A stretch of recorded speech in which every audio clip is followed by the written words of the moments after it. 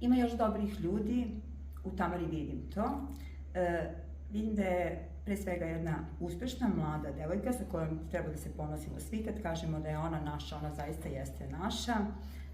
I onaj deo gde moram da pomenem, ne samo da je humana i da je samo vredna, nego je vrlo pametna devojka koja je student univerziteta, Prištinskog univerziteta iz Prištine sa sedištem u Kosovskoj Mitrovici. Ja sam mnogo srećna i mnogo zahvalna što sam upoznala prvenstveno Ivanu, a onda i sve ove divne ljude iz centra.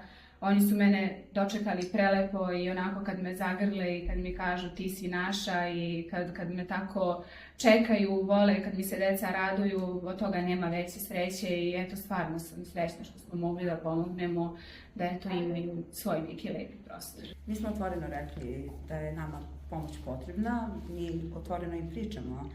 Centar koji ima 720 kvadrata i nažalost sad 209 dece. Najpre smo pomogli, doneli smo televizore, onda sam ja došla i rekla tu sam šta god da treba i za decu i za ovaj centar, samo me zovite.